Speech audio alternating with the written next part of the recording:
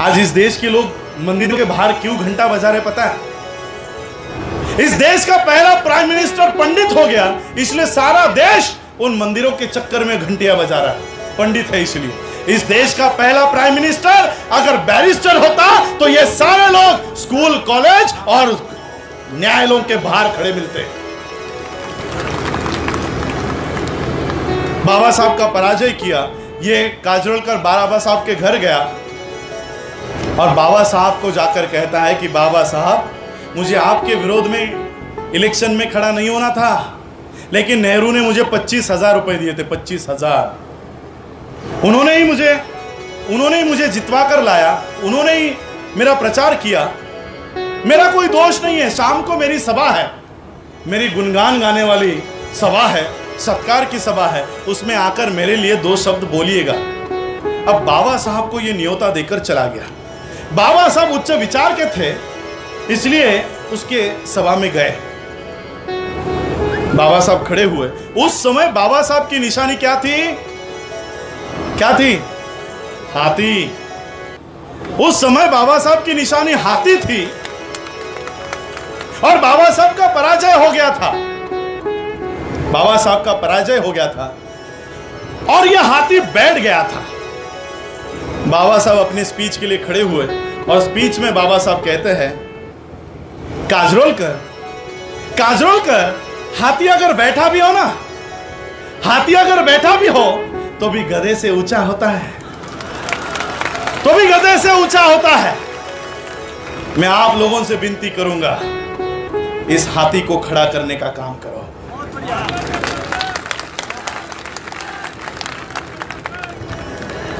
हमारे पास दूसरा कोई ऑप्शन नहीं है।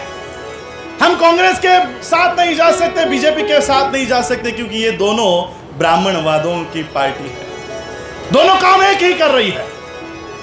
कोई भी चैनल लगा लो, टीवी लगा लो, देश में 2 ही लोग रहते हैं, राहुल गांधी, नरेंद्र मोदी। राहुल गांधी, नरेंद्र मोदी। राहुल गांधी नहीं चाहिए तो नरेंद्र मोदी ले लो, नरेंद्र मोदी नहीं चाहिए तो राहुल गांधी ले लो।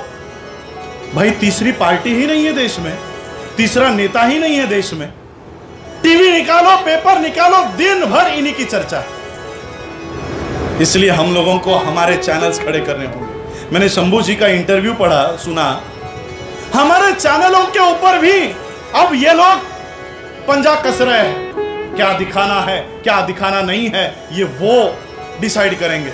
हमारे जितने भी बहुजन मीडिया है, बहुजन टीवी है, यू टीवी है, जय भीम टीवी है, हमको इनके पीछे खड़ा होना है। आपको मैं महाराष्ट्र का आंकड़ा बताता हूं। 125वीं जयंती पर 80 करोड़ के फटाके बाबा साहब को मान वंदना देने के लिए महाराष्ट्र ने फोड़े। कितने? 80 करोड़। कितनी देर बचता है ये फटाका? 1 लगाया तो 1 सेकेंड। चलो 80 करोड़ के है तो 12 बजे लगाया तो 12:30 बजे तक फूटे होंगे। यही हम लोग गलती कर रहे हैं। बाबा साहब को हम लोग इमोशनल, भावनिक नेता बनाकर रखे हैं। कभी आपने चंद्रशेखर आजाद की जयंती मनते हुए देखी? कभी तिलक की जयंती मनाते हुए देखा? कभी गोलवलकर की जयंती को मनाते हुए देखा? मैं आप लोगों को कहूंगा, एक रात के वो 80,000 रुपए के जो फटाके हैं ना, वो एक रात मत फोड़ो। 13 अप्रैल के रात को मत फोड़ो। उसका आपका बहुजन का न्यूज चैनल खोलो, दिन भर इन ब्राह्मणों के कान के नीचे फटाके फोड़ो। इतनी ताकत हमारे पास है। 365 दिन हम इन लोगों की वाट लगा सकते हैं, इतनी ताकत हमारे पास है। बाबा साहब के भावनिक आंदोलन से अब हमको इंटेलेक्चुअल आंदोलन की तरफ जाना चाहिए।